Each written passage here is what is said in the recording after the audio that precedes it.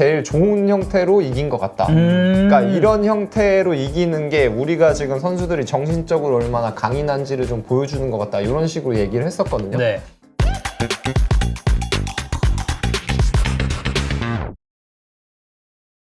콜 파머 얘기를 좀 잠깐 해보려고 합니다. 이 파머가 지금 한 시즌 반 만에 완전히 이 프리미어리그에서 이제 톱 레벨로 이제 올라서게 됐고 캐러거가 이런 코멘트를 했습니다. 파머는 18개월 동안 예를 들어 지안프랑코 촐라나 아자르 같은 선수보다 더 보여줬다고 생각을 한다. 아자르는 4년에서 5년이 걸렸고 첼시를 리그 우승으로 이끈다면 첼시 역사상 가장 위대한 선수가 될 것이다 라는 이야기를 했습니다. 뭐 금액에 대해서도 사실 처음에 올 때 좀 반신반의하는 게 좀 많았었는데 결국에는 아주 성공적인 영입이 됐고 스탯만 잠깐 보면 지난 시즌 리그에서 22골 도움 11개 했고요. 그리고 PFA 영플레이어 잉글랜드 올해의 선수에 선정이 됐습니다. 그리고 올 시즌 벌써 리그 15경기 하고 있는데 골 11개, 도움 6개. 네. 이거는 뭐 스탯 적으로 완전 뭐 미친 활약이 아닌가. 그쵸? 에이스지 뭐. 첼시 에이스야. 파머가. 뭐 그 지난 시즌도 그랬지만 진짜 뭐 그냥 파머 FC다라고 FC 파머다라고 이제 말씀하시는 분들이 있을 정도로 너무 좋고 콜 파머가 제일 좀 매력적으로 느껴지는 포인트는 뭐라고 생각하나요? 장점이나 뭐 이런 걸 따져봤을 때. 저는 현 시점에서는 유일하게 딱 하나 남아있는 10번이라고 생각해요. 우리가 아는 그 10번. 그러니까 클래식한 10번. 네, 우리가 아는 유일한 10번이라고 생각해요. 이 유형의 선수는 저는 없다고 생각해요. 지금 시점에서는. 딱 요 하나인 것 같아요. 그래서 저도 이제 저런 느낌 받았거든요. 나 얘 베르캄프. 베르캄프? 베르캄프는 사실 9번에 서는 선수지만 선수의 능력이나 뛰는 거나 10번에 더 가까운 선수였잖아요. 0.5 정도인가요, 그러면? 베르캄프 9.5도 아닌 것 같아. 더 뒤에는 더 뛴 것 같아. 한 9.89? 9.8. 그 느낌이야, 진짜, 베르캄프는. 약간 근데 파머는 위치상으로는 좀 다르긴 하지만 어쨌든 기본적으로 배치는 측면에 되는 선수니까. 네네네. 근데 그런 느낌이 있어. 그래서 뭐 파머 관련해서도 뭐 이런저런 우려도 많았지만 지금 너무너무 잘하고 있고 약간 이제 맨시티에서는 사실 경기를 많이 못 뛰었었잖아요. 그리고 그때 맨시티 뭐 스쿼드 보면 파머가 막 치고 들어갈 만한 자리가 좀 없었는데 사실 이제 이적할 당시에도 그렇게까지 기대를 많이 못 받았었던 이유는 이 파머가 사실 키는 있는데 피지컬적으로 그렇게 단단한 유형이라고 보기는 좀 힘들잖아요. 좀 그런 것도 영향이 있었다고 보시나요? 그게 있겠죠, 당연히. 그러니까 야, 이때 생각해보면 파머도 있고 포든도 있고 막 이랬었던 상황에서 맞아요. 굳이 따지면 포든 선택한 거잖아. 네. 네, 그 팀에서. 그쵸? 메시도 그렇고 가르디올라 감독도 그렇고 포든 선택하고 초반에는 당연히 포든이 훨씬 유리했죠. 맨시티라는 팀이 워낙 잘 나가고 포든은 거기서 거의 준주전 이상이지. 거의 주전에 가까울 정도의 위상을 가지면서 정말 잘하기도 잘했었고. 근데 지금 돌이켜 보니까 둘 다 있었던 게 낫지 않았을까. 만약에 지금 파머가 있었으면 물론 이제 지금만큼 잘한다는 보장은 없겠지만 보장은 없죠. 덕배 빠지고 이랬을 때 그냥 파머가 뭐 그 자리를 메울 수 있는 되고 거고. 도쿠 대신에 만약에 파머가 나온다. 그런 거 생각하면 또 뭔가 달랐을 것 같은 느낌도 있고. 네. 뭐 영훈 형도 좀 비슷하게 보나요? 그런 피지컬적인 부분이나 이런 게 조금 영향이 있었다. 근데 저는 피지컬은 그게 있어요. 이제 그 한창 아다마 트라우레 좋았을 때 있잖아요. 아다마 트라우레 좋았을 때 그 이제 스페인 지도자들 사이에서 이제 약간 돌았던 영상이 있는데 뭐가 돌았었냐면은 아다마 트라우레랑 이제 이니에스타 전성기 때 막 그 컨트롤해가 엔드라인 가서 이제 이거 크로켓다 많이 하잖아요. 해가지고 하는데 둘 다 피지컬이다. 근데 각자 팀에 맞게 각자 그 선수에 맞게 최적의 피지컬을 가지고 있는 선수이다. 그러니까 이니에스타 때 피지컬 좋네라고 안 하잖아요. 안 하죠. 근데 피지컬이 좋은 거죠. 왜? 자기가 하는 축구를 하기에 최적화된 피지컬을 가지고 있으니까 피지컬이 좋은 거라는 거예요. 그러니까 딱 그 플레이를 구사함에 있어서는 정말 좋은 걸 가지고 있으니. 바르셀로나 게임 모델에서 이니에스타가 가지고 있던 기능을 하기에 최적화된 피지컬을 가지고 있는 거죠. 그러니까 이 선수도 피지컬이 좋은 선수다. 아다마 트라우레도 그 누누의 울버햄튼에서 축구를 하기에 최적화된 피지컬을 가지고 있는 선수다 하면서 이제 그게 이렇게 그런 피지컬적인 거 얘기하면서 돌았었는데 근데 그런 관점에서 보면 저는 파머도 애초에 약간 그러니까 그런 차이가 있는 거죠. 애초에 본인의 플레이를 하기에 가지고 있던 피지컬은 계속해서 있던 선수였고 근데 반면에 시티 있었을 때 같은 경우는 뭐 모르겠어요. 종래에는 뭐 아까 말씀 주셨던 것처럼 데브라이너 없을 때 들어왔을 수도 있겠는데 팔머가 제가 기억하기로는 파머가 뛰었을 땐 계속 측면으로 나왔거든요. 그 마지막 경기 뛰었던 것도 커뮤니티 실드 뛰었었잖아요. 그래서 근데 그렇게 쓰기는 그러니까 아까 제가 이제 유일한 10번이라고 얘기를 했잖아요. 근데 그 10번이라는 얘기를 보게 되면 결국에는 뛰는 공을 가지게 되는 공간이 좀 다양한 편이거든요. 맞아. 근데 시티 있었으면은 그러기는 좀 힘들었을 거라고 봐요 저는. 아니 뭐 지금 뭐 따져보면 결국 이제 시티도 이적료를 많이 받았고 첼시는 이 선수가 너무 잘해주고 있기 때문에 서로 이제 윈윈이 되는 이적이었잖아요. 첼시 입장에서는 이제 은큰쿠가 이제 애매해졌죠. 예. 너무 잘해서 파머가 너무 잘하니까. 근데 맨시티도 뭐 한 700, 왜냐면 주전도 아니었던 선수한테 어쨌든 700 네. 배팅을 첼시가 그쵸. 한 거고, 솔직히 그 당시에 이 금액 그 비드 받았는데 안 파는 게 더 이상한 상황 아니었나? 이게 참 신기한 게 첼시는 어쨌든 간에 이 큰 돈을 쓰고 성공했어. 맨유는 이제 첼시에 있던 그렇게 됐죠. 네. 큰 돈을 쓰고 실패했죠 거기는. 그렇습니다. 예. 예, 그렇게 되긴 했는데 뭐 어쨌든 파머는 지금 너무 잘하고 있고, 캐러거가 첼시 리그 우승으로 이끌면 첼시 역사상 가장 위대한 선수가 될 것이라는 코멘트를 했는데 이건 어떻게 보세요? 그걸 몇 년 해야죠. 음. 예. 약간 설레발 느낌. 근데 네. 다만 그 정도로 인정받. 만약에 첼시가 진짜 우승을 한다면, 근데 지난 시즌 이번 시즌의 활약은 그 정도로 평가받을 수는 있겠죠. 네. 예. 근데 저는 그냥 첼시 역사상 가장 위대한 선수는 지금 이제 넘어야 될 산이 좀 너무 많다라고 생각을 해서. 드록바도 당장 있고 램파드 있고. 네, 뭐 아자르도 있고. 그쵸. 뭐 아자르도 그랬었고, 그리고 그 시기에 이제 있었던 첼시 선수들 중에 전 되게 매력적인 선수를 많았다고 생각하거든요. 뭐 막말로 미드필더 라인에서도 에이시앙 너무 매력 있는 선수였고, 그리고 뭐 측면 자원들 했을 때 그러니까 램파드, 그리고 뭐 포지션상으로 봤을 때 존 테리도 있고 막 이러기 때문에 첼시 역사상 가장 위대한 선수는 이제 캐러거가 좀 말을 하다가. 네, 램파드는 이제 그거죠 결국. 예, 하늘색 옷을 입어가지고. 그 덜 푸른 그 느낌으로요. 예. 하늘색 옷만 안 입었어도. 예. 그래, 푸른 마타도 진짜 마타 첼시 때는 너무 잘했었고, 약간 그 지금처럼 얼마나 보여줘야 이제 뭐 첼전드 진짜 역대 최고 발을 들만하다, 약간 요렇게 평가가 될 거라고 보세요. 저는 결국 근데 우승컵이랑 연관이 있지 않을까. 챔스 우승이든지 리그 우승이든지. 그래서 그 둘 중에 하나를 하면은 이제 거론될 거리가 생기는 거죠. 근데 반면에 왜냐면 결국엔 뭐 저희가 드록바, 테리, 뭐 램파드 얘기하는데 그때는 뭐 리그 우승 줄창하던 그때는 뭐 시점이니까. 우승컵 하나라도 없으면 좀 되게 심심한 시즌의 첼시였으니까. 그리고 항상 첼시가 우승하는 팀이 아니었잖아요. 네. 아브라모비치 처음 오고 나서도 뭐 라니엘이 있고 이럴 때는 챔스 당한 거지 우승하는 팀은 아니었는데, 그때 이제 어쨌든 주세 무리뉴라는 감독 오고 그런 선수들이 함께 좀 뭔가 역사를 진짜 써나갔던 느낌이니까 결국에는 뭐 저는 약간 세트라고 봅니다. 마레스카랑 파머는 세트가 되지 않을까. 네, 뭐 이따가도 얘기하겠지만 경기 봐서는 뭐 하나 들어도 이상할 거 전혀 없다고 생각이 되긴 하거든요. 그리고 마레스카가 맨시티 있을 때 그때 파머를 그걸 했었죠. 이 선수가 아마 그때 유스에 있지 않았나? 맨시티 유스에? 이번에도 경기 끝나고 그랬을 것 인터뷰 같은데? 했더라고요. 뭐 자기가 한 3, 4년 봤다 그랬나, 뭐 4, 5년 봤다 그랬나, 뭐 그렇게 얘기하더라고요, 보니까. 아무래도 또 썼었던 선수니까 뭐 그런 부분에 있어서는 더 이제 감독 이해도가 높을 거고. 자, 그래서 어쨌든 파머 이야기를 좀 했는데 자연스럽게 이거 개눈가리 시선으로 넘겨서 파머 얘기를 전술적으로도 저희가 한번 들어보도록 하겠습니다. 자, 라스트 개눈깔.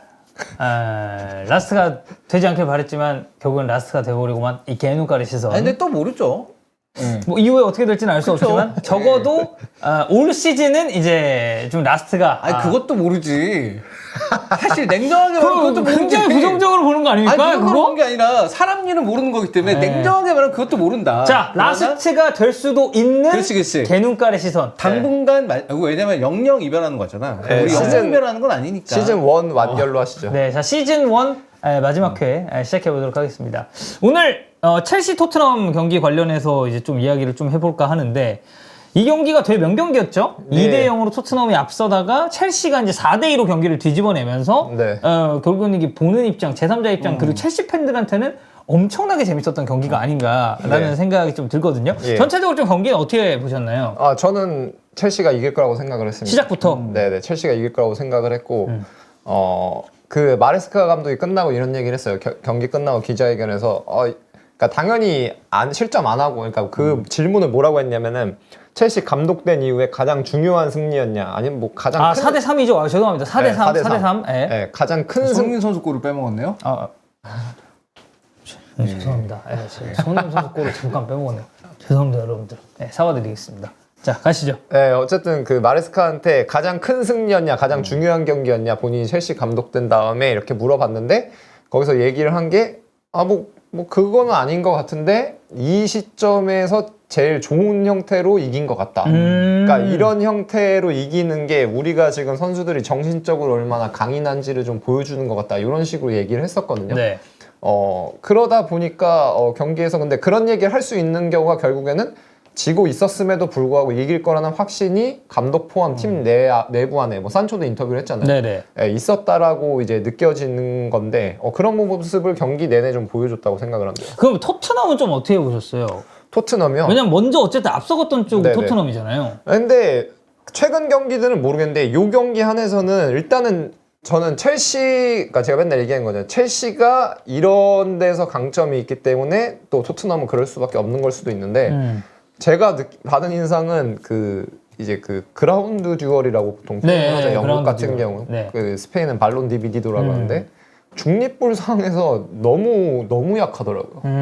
이날 그거 아마 제가 수치는 안 봤는데 이제 페드로 네투, 산초, 그 다음에 카이세도, 라비아 얘네 해가지고 그라운드 듀얼이 다 50 이상일 거예요. 5할 이상일 거예요. 근데 거꾸로 얘기하자면은 토트넘은 아마 제가 봤을 땐 수치가 특히 미드필더들 중앙이 엄청 그게 수치가 낮을 거거든요. 네. 근데 그 중립볼 상황에서 완전히 거의 맥을 못 추더라고요. 보니까.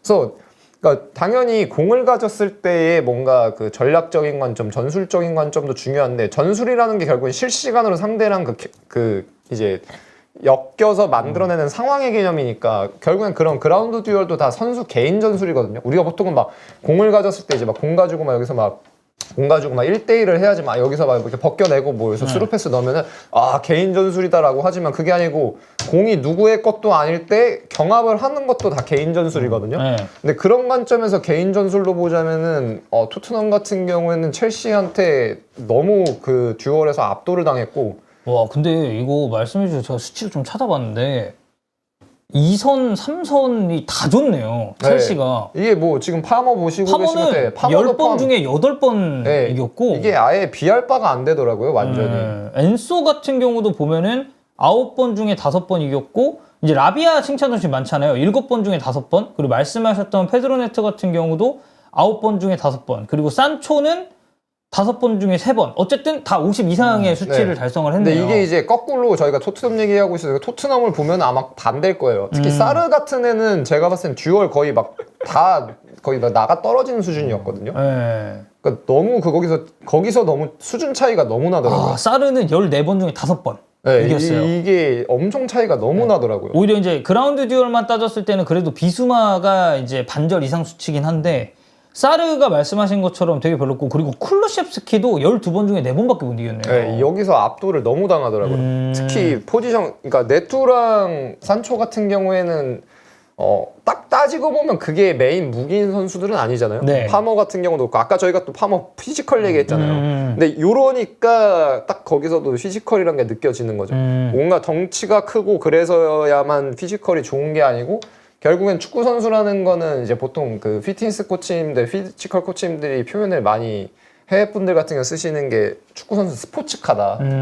그냥 계속 빨리 달릴 필요 없고 클 필요 없고 대신에 출력이 한 번에 마력이랑 토크가 좋아서 한 번에 빡 밟아낼 수 있어야 되는 그러니까 제로백이 좋아야 된다고 얘기를 하는데 이제 그런 관점에서 보게 되면은 첼시 선수들은 피지컬적으로는 그 제로백이 좋았던 거고 이제 정신적으로도 그걸 할 준비가 돼 있던 거죠. 반면에 토트넘은 그게 안 돼 있던 거고. 그래서 뭐 사실 달리기나 이런 걸 봤을 때도 축구 선수는 100m 의미 없잖아요. 네네네. 오히려 이제 20m, 30m 여기서 이제 얼마만큼 빠르게 가져갈 수 있느냐가 중요한데 네. 그럼 이제 첼시가 어쨌든 0대1로 지고 있었던 경기를 뒤집었잖아요. 네. 그럼 이거는 뭔가 그 뒤집을 만한 터닝 포인트가 있었다고 보세요? 아니면은 이거는 그냥 마레스카가 어쨌든 두 골을 먹히긴 했지만 잘하는 거 잘하고 할 거 하다 보니 자연스럽게 따라온 결과라고 저는 보시나요? 정확하게 지극히 후자라고 봐요. 아 완전 후자다. 네, 그러니까 그 마레스카 감독 보면 얘기해요. 2대0으로 지고 있었어도 뭐 아무 문제 없었다고.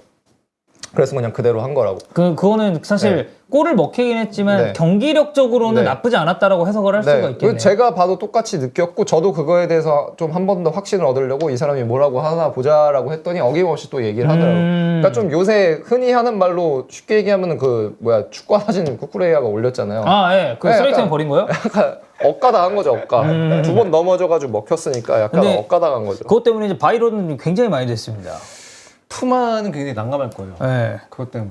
근데 그게 또 스터드가 SG잖아요, 네. 거기는. 근데 뭐 또 FG는 뭐 이상 없을 수도 있죠. 이미지가 이래서 중요한 게 저랑 이제 찬우 형이랑 아탈란타 레알 입중계를 하는데 넘어지면 야, 쟤 퓨마냐? 하고 다 이제 물어보게 되는 그런 상황이 예, 발생을 했었다. 그래서 뭐 이제 첼시의 실점 장면은 예, 그렇다고 우리가 하고 어쨌든 네. 마레스카 입장에서는 그거잖아요. 흔히 이제 이거 롤 쪽 용어긴 한데 우트란이라고 네. 우리는 틀리지 않았다. 네네네네. 네. 그러니까 실점했어? 네. 아, 근데 어쨌든 우리 지금 경기력적으로 네, 하고 네. 있는 작업은 좋아라고 네. 했던 건데 어떤 작업이었는지 한번 설명을 해주시면 좋을 것 같아요. 예, 좀 큰 틀에서 특히 토트넘 홈이었지만 첼시가 거의 경기에서 주도했으니까 예, 첼시가 공을 가졌을 때 상황을 좀 설명을 해보겠습니다. 네. 그래서 토트넘 같은 경우에는 이번 시즌 들어와서 뭐 계속 뭐 어느 정도 그랬지만 이제 4-1-4-1로 이제 수비를 하는 모습을 보여줬고 크게 보면은 첼시도 막 엄청 특별한 걸 하진 않았어요. 그래서 이번 시즌 마레스카 온 다음에 하고 있는 거 보면은 이제 비시즌 때도 제가 얘기를 했던 것처럼 여기서 그 센터백 하나를 이제 풀백처럼 이제 네. 바깥으로 밀어 올리죠. 밀어 올리는데 그래서 이날 경기 같은 경우 보면은 이제 솔랑케가 있을 때 이제 로베르트 산체스 같은 경우가 이제 오른쪽 센터백처럼 이제 경기를 하게 되고 이제 네. 토트넘이 하이 프레싱 할 때요. 4분의 1 넘어서 이제 하이 프레싱 할 때 같은 경우에는 로베르트 산체스가 오른쪽 센터백 그리고 이제 특이점이었던 거죠. 바디아시를 오른쪽 센터백으로 놔서 아예 풀백처럼? 네, 오른쪽 풀백처럼 쓴 거고 그러면은 이제 수비를 할 때는 예를 들어서 수비를 할 때는 여기 바디아실이 있으면 카이세도가 오른쪽 풀백인데 여기서 바디아실을 올리고 로베르트 산체스에서 2대1 거니까 카이세도가 미드필더처럼 올라오고 그리고 이제 엔소 같은 경우가 넘어가서 뭐 우리가 보통 흔히 얘기하는 이제 왼쪽 메잘라처럼 이렇게 기능을 했었죠. 파머가 여기 있고 그다음에 오른쪽엔 네투 그리고 왼쪽에는 산초 이렇게 있어서 평균적으로 위치를 봤을 때는 라비아 있고 카이세도 들어와서 이런 식으로 크게 봤을 때는 네, 이런 식으로 좀 배치가 돼 있었습니다. 네. 그래서 일단은 기능을 하는데 특이점이었던 거죠. 경기 중에 이제 상황이 전반전 같은 경우 특히 이제 많이 나왔던 거는 뭐냐면은 요거죠. 여기서 나왔을 때 계속해서 솔랑케 같은 경우가 압박을 할 네. 때 여기서 콜윌이 공을 잡고 나가는 게 아니고 이제 전에 저희가 시티랑 첼시 개막전 리뷰했을 때도 그랬지만 혼란이 그랬던 것처럼 아, 이렇게 네, 돌아 들어가면서 여기서 이제 보통 국내에서는 채널링 한다고 하는데 압박 방향을 이렇게 설정해서 여기서 로베르트 산체스가 결국에는 여기서 공을 처리하게끔 유도를 했죠. 왜냐면은 골키퍼는 결국에는 여기서 넘어져서 다음 라인까지 넘어갈 수는 없으니까 여기서 그걸 유도해서 어느 시점에서는 공을 조금 콜윌보다는 일찍 처리를 해야 되니까 높이로 봤을 때 아예 넘어가 버릴 수가 없으니까 여기서 압박을 하는데 전반전 같은 경우에 상황이 계속 나왔던 게 그거죠. 여기서 바디아실에게 로베르트 산체스가 공이 나가면은 왼발이니까 되려 여기서 압박이 들어올 때 꺾어서 줘버리고 꺾어서 줘버렸을 때 네투한테 바로 가는 게 아니고 여기서 파머가 이제 나와서 받는 거죠. 파머가 나와서 받고 근데 지금 보시게 되면은 여기까지로 이렇게 상황을 보시게 되면 다 1대1로 묶여 있거든요. 네. 1대1 묶여 있고 여기서만 솔랑키가 2대1인데 그거 상쇄하면서 이제 들어간 거니까 근데 이제 토트넘이 전반적으로 경기를 보게 되면은 비수마가 결국에는 여기 붙어서 거의 파머를 1대1로 수비를 했어요. 네. 경기 끝나고 이제 마레스카 감독도 그걸 얘기를 하고 근데 보게 되는데 여기서 받게 되는데 여기서 일단 받게 되면은 근데 요 상황까지만 일단 오면은 비수마가 1대1로 붙더라도 결국에는 파머가 수적으로는 동이지만 질적으로 우위에 있다 보니까 여기서 상황이 해결되는 경우가 많았고 특히 그리고 여기서 일단 공을 잡게 되면 왼발로 대각선으로 잡다 보니까 여기서 공의 흐름이 이제 공의 순환 자체가 이어져서 여기서 반대로 전환되는 경우가 굉장히 많았죠. 그러면서 전반적으로 공의 흐름을 가지고 첼시가 주도를 하고 있었고 상대 진영으로 이제 넘어가는 빈도도 이제 상당히 높았다고 볼 수가 있는 거죠. 그럼 어쨌든 전체적인 이런 플랜 자체는 말씀해주신 것처럼 네. 그냥 마레스카 감독이 항상 구사했었던 그거랑 네. 뭐 크게 벗어나진 않았네요. 네, 근데 특이점이라고 할 수 있는 거는 이제 바디아시를 오른쪽 센터백으로 넣은 거. 네. 오른쪽 센터백으로 넣어서 이렇게 기능을 했고, 그다음에 후반전에 같은 경우가 조금 바뀌었죠. 후반전에 같은 경우가 조금 바뀌었는데, 그 본인이 이제 변화를 줬다고 얘기를 했고 기자가 좀 나중 질문에서 또 물어봐요. 네. 뭐 아까 뭐 바꿨다 그랬는데 그럼 뭘 바꾼 거냐고 얘기를 했더니 이제 라비아가 빠졌죠. 라비아가 빠지고 그 다음에 이제 쿠쿠레야가 이제 남아 있었는데 쿠쿠레야를 위로 올리고 이제 이게 엔소가 된 거죠. 이제는 그냥 오른쪽 풀백은 그러니까 위치가 이게 코릴이 되고 바디아실이 되고 그다음에 말로구스토가 되면서 네. 이제 중앙 2선 같은 경우가 카이세도가 풀백에서 들어와서 이제 여기를 중앙을 갖췄는데 이제 카이세도랑 엔소가 고정으로 있고 그다음에 쿠쿠레야가 이제 한 칸 올라가서 여기 이제 남아있는 형태로 변했는데 마레스카 근데 얘기를 한 게 뭐였냐면 내가 원했던 건 뭐였냐면은 원래는 전반엔 여기가 엔소였는데 요거를 엔소가 아니고 쿠쿠레야로 바꾸기를 원했대요. 그래서 딱 기점으로 본인이 얘기하는 건 뭐였냐면은 이 4-1-4-1로 수비를 하다 보니까 토트넘이 그래서 6번 비수마를 기준으로 해서 오른쪽은 파머가 축이고 왼쪽은 전반에서는 엔조가 축이었는데 그 축을 파머는 그대로 두는데 이 축을 쿠쿠레야로 바꾸길 원했다. 그래서 후방에서부터 변화를 줘가지고 요걸 가져갔고 그게 결국에는 이제 나쁘지 않았다 이런 얘기를 했는데 어쨌든간 뭐 후반전에 변화를 주긴 했지만 큰 틀 자체는 좀 대동소이하죠. 그냥 선수만 그냥 이렇게 좀 바뀌었지만 네. 형태 자체는 이제 변한 게 아니니까. 네네네. 그러면 이 부분에 있어서 파머의 저희가 아까 이제 또 파머 얘기를 하고 있었으니까 네. 뭐 그리고 그라운드 듀얼 얘기도 했지만 네. 이런 그 시스템화에서 파머의 역할이라든지 이 선수가 잘할 수 있는 부분을 좀 잘 끌어낸다고 봐야 될까요? 그쵸. 왜냐면은 조금 전에도 얘기했지만 결국에는 여기까지 나오게 되고 측면으로 나와서 봤을 때 공간 자체가 좁아지고 1대1 대인방을 한 말이에요. 그럼 사실 플레이하기가 진짜 쉽지가 않아요. 그리고 제가 항상 강조하는 게 그거잖아요. 선수한테 공을 저는 이제 깨끗하게 줘야 된다고 스페인어를 직역해서 표현을 하는데 네. 깨끗하게 줘야 된다는 게 무슨 말이냐면은 발로 가고 앞을 보게끔 잡게끔 주는 게 깨끗하게 주는 그 거거든요. 바디 포지션에 대해서 항상 말씀을 네. 해주셨으니까. 네, 근데 이 상황 자체는 일단 데인마어가 온다는 거는 공을 깨끗하게 잡을 수가 거의 없다는 걸 의미해요. 왜냐면 나한테 계속 붙어 있으니까 그쵸. 깨끗하게 잡을 수가 없어요. 그러면은 결국에는 요구되는 게 기술적으로 엄청나게 높은 레벨 그리고 신체적으로도 엄청나게 높은 레벨이 요구될 수밖에 없는데 파머는 결국엔 1대1이지만 아까 얘기했던 것처럼 질적 우위가 있다 보니까 거기서 자꾸 상황을 해결하고 거기서부터 이제 결국은 팀의 공격 자체가 그리고 전체적인 이 경기의 흐름 자체가 이제 변하게 되는 거죠. 그러면 결국 이거는 마레스카가 파머를 지금 굉장히 잘 쓰고 있다라고 볼 수 있겠고 네. 여기에 추가적으로 또 제가 이제 하나 궁금한 건 엔소 네네. 사실 포체티노도 올려서 안 쓴 게 네, 아니었잖아요. 네, 네. 예전에도 위치가 높게 잡았었던 적이 있었고 네. 근데 이제 그때도 이제 막 얘기 나왔었던 아니 엔소는 왜냐면 그때 아르헨티나 이런 데서 내려서 썼을 때 이 선수의 장점이 네. 잘 나왔으니까 네. 근데 포체티노가 올렸을 때 엔소랑 지금 마레스카가 올려 쓰는 엔소에 뭔가 차이가 있다고 봐야 되나요, 이거는? 저는 크게 차이는 없는 것 같아요. 크게 차이는 없는데 근데 아까 그럼 얘기했던 아무래도 것처럼 이제 그 엔소의 그런 상황이 네. 상황이 그 뭐- 청원하고 뭐였죠? 있던데 이혼하라고 빨리. 네.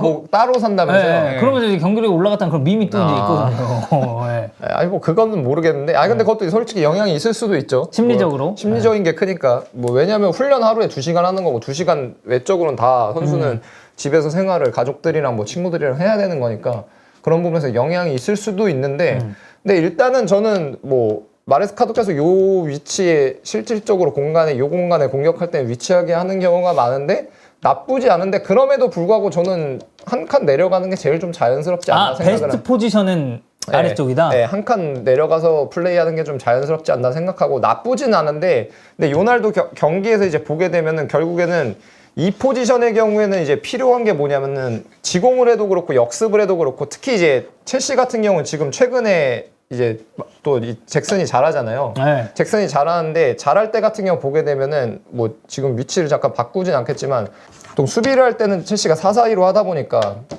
토트넘이 공격을 하다가 이제 뭐 예를 들어서 첼시가 역습할 때 같은 경우도 잭슨 같은 경우는 특징이 뭐냐면은 백라인이랑 같은 높이에 남아있는 게 아니고 거의 반 칸 혹은 한 칸 내려와서 받아서 본인이 계속 앞을 받을 수 있는 상태에서 공을 받아요. 그리고 여기서 이제 밀고 나가면서 전반적으로 상대 백라인을 물러나게 하고 거기서 이제 뭐 측면으로 한번 패스가 나간 다음에 이제 첼시 같은 경우 이제 피니싱을 하는 형태가 많거든요.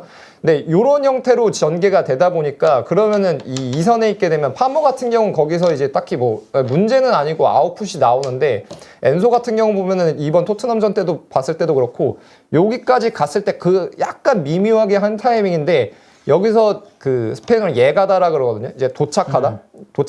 영어로 하면 arrival인데 이 어라이벌 타이밍이 조금 빠르거나 조금 늦어요. 그러니까 이날도 아마 그 득점 들어갈 뻔한 거 있었는데 약간 이 타임이 이렇게 와서 공이 이렇게 뒤로 가고 네. 해가지고 이제 못 넣는 것들이 있는데 근데 정확하게 이거를 첼시 선수 중에 기가 막히게 했던 게 이제 램파드죠. 램파드. 네, 램파드고 이제 그 외적으로 이제 보자면은 뭐 레알 마드리드에서 오래 뛰면서 골 많이 넣었던 토니 크로스 같은 경우도 그러니까 한 타이밍 약간 보통 표현을 스페인은 뭐라고 하면 늦게 와야 된다 그래요. 늦게 와서 공이 내 앞에 와야 돼요. 그러면 그냥 그 크로스 하는 거 잘 아시잖아요. 그래서 그냥 땅 해가지고 쭉 감아서 그냥 밀어넣고 그러니까 그런 것들을 할 수 있는데 엔소 같은 경우는 결국에는 우리가 보통 얘기하는 그 천부적인 재능, 네. 약간 그 타이밍적인 걸로 봤을 때 물론 이걸 후천적으로 학습을 할 수도 있지만 그 타이밍에서 제가 봤을 때는 약간 뭔가 최적화는 아닌 것 같은 느낌이 있어요.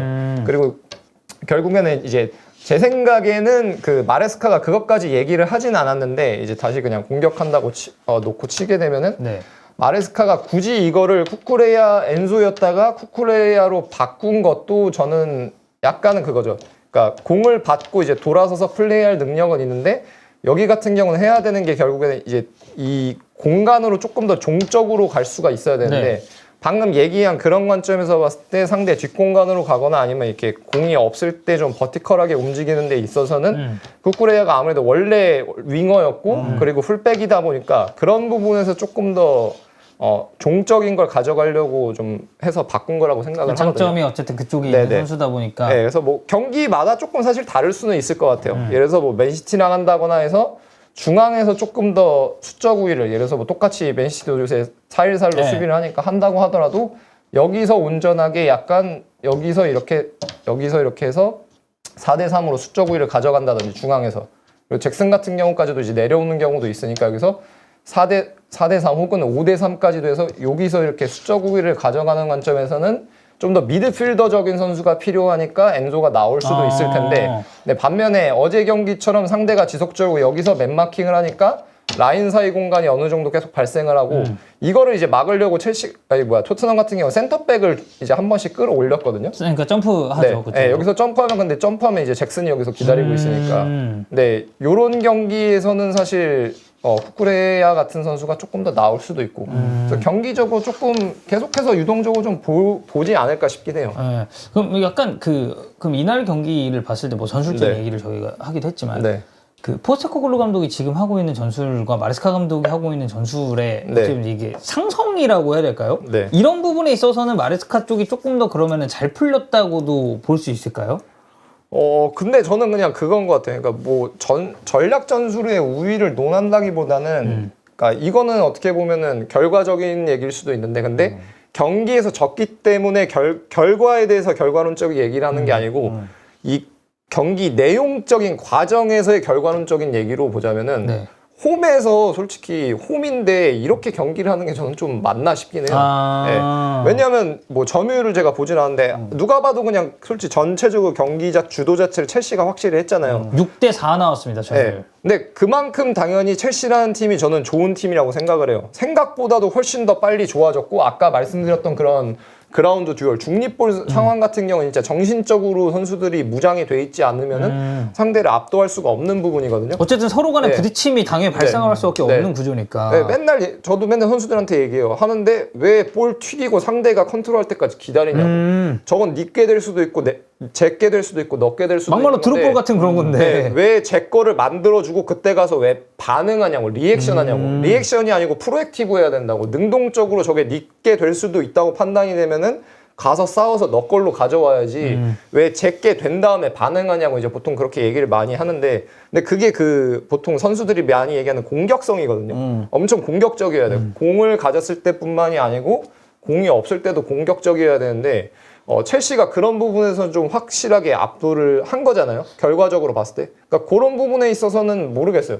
그만큼 첼시가 높은 수준의 팀이기도 한데 근데 그래도 토트넘의 홈이었던 걸 감안한다면은 그런 좀 아쉬운. 네, 내용적인 면에서 이제 결과적으로 얘기를 하자면은 이거는 조금 문제가 있지 않나. 저는 약간 이런 생각이 좀 들었습니다. 사실 이 이전 경기 플럼전도 그렇고 그 전에 로마전 그거 보고 오신 경기죠, 플럼전. 로마전 네. 플럼전 다 봤거든요.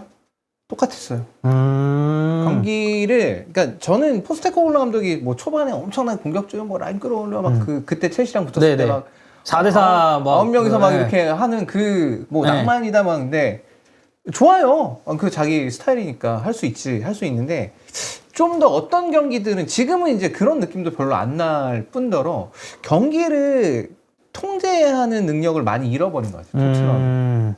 상대가 누구든 간에 우리가 할 수 있는 최소한의 어떤 퀄리티 있는 부분들이 있는데 그런 부분에 있어서 많이 좀 떨어져 있는 것 같아요. 지금의 토트넘은. 물론 이제 이해는 가죠.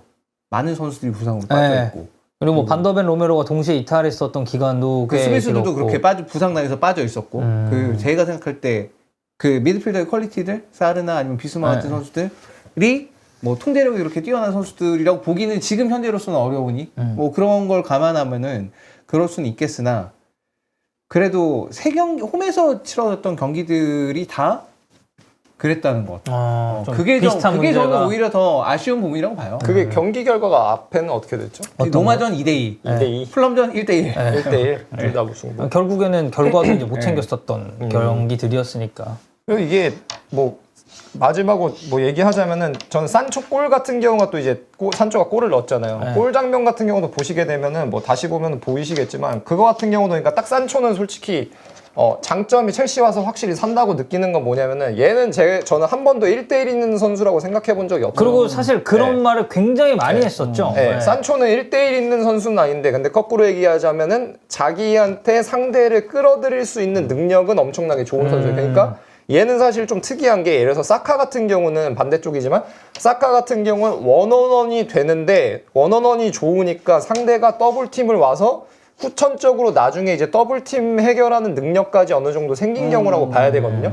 근데 산초 같은 경우는 특이한 게 뭐냐면 애초부터가 원원원이 탑 레벨에서는 뭐 저도 그 U17, U19 이럴 때 봤지만 그때는 이제 어느 정도 됐는데 요 레벨에 와서는 원원원이 되는 선수는 아니에요. 근데 애초부터가 얘는 전제가 뭐냐면 제가 느꼈을 때는 얘는 애초부터의 더블팀을 상대한테 오게 하는데 목적이 있는 선수예요. 약간 영훈 형식 표현으로 하면 이제 두 명을 고정시키는데 능한 선수죠. 네, 고정시키고 제가 느꼈을 때는 얘는 그러니까 아까 엔소 저희가 천부적인 재능 얘기했던 거잖아요. 그러니까 그 본투비 뭐냐면 더블팀이 왔을 때 이 좁아져더라도 이 사이를 공략하는데 거의 도가 트이네요. 이날 경기도 보면은 그게 되게 많거든요. 네. 저도 그래서 경기 보다가 또 이거 나중에 또 할 때 참고하려고 경기 또 컷해가지고 몇 장면 잘라놓은 게 있는데 일단 요게 이렇게 되면은 요 틈바구니 공략해가지고 더블팀 공략하는데도 엄청 능하고 그리고 첼시가 팀적으로도 어느 정도 수준까지 올라왔는지 볼 수 있는 게 딱 산초 골인 게 뭐냐면은 그 딱 아까 저희가 얘기했던 그 볼의 흐름 오른쪽에서 왼쪽으로 넘어가서 산초 원원하는 상황 오고 그리고 산초 골이 들어갈 때 이 안으로 쳐서 들어가잖아요. 근데 그 장면도 보시면 언마크가 2번이 들어가요.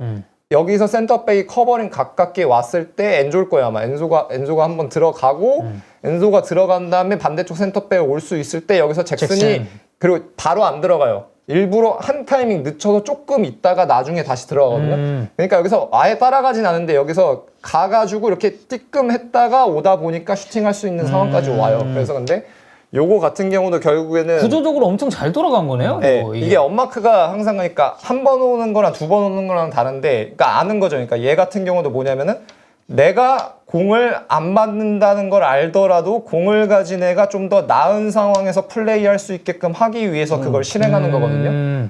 근데 이런 것만 보더라도 팀적으로 어느 수준까지 올라와 있는지를 우리가 볼 수가 있는 거죠. 자, 좋습니다. 이렇게 토트넘 첼시 경기까지 뭐 첼시가 어쨌든 경기를 이겼고 잘했었던 부분이 이제 많다 보니까 그 포인트를 위주로 이제 저희가 좀 설명을 드렸고요. 뭐 시작할 때도 얘기했지만 이제 오늘이 이제 마지막이 될 수도 있는 개눈깔의 시선이었는데 뭐 마지막으로 그냥 이스타TV 팬들한테 작별 인사는 아니고 인사 한번. 네, 여러분 뭐 그동안 시청해주셔서 너무 감사드리고요. 조금 전에도 뭐 쭉 얘기를 했지만 제가 생각했던 것보다 너무 다들 재밌게 봐주시고 긍정적으로 생각을 해주셔서 너무 감사합니다. 특히 이제 경기장 와서 직접 이제 인사해주신 분들한테 많이 감사를 드리는데 조금 전에도 얘기를 한번 또 했지만 크게 달라질 거 없습니다. 그냥 팀으로 가선 또 저는 제가 가진 장점, 제가 해오던 것들 그대로 할 건데 강원이라는 팀 계속 관심 가지고 지켜봐 주시면 감사하겠고요. 그런 것들을 또 팀을 통해서 뭔가 축구에 대한 재미를 전해드릴 수 있도록 위치는 바뀌지만 최선을 다하도록 하겠습니다. 감사합니다. 네, 히든풋볼 목요부도 여기서 마무리하도록 하겠고요. 저희는 주말 경기 입중계 그리고 다음 주 히든풋볼로 돌아오겠습니다, 여러분들. 감사합니다. 감사합니다.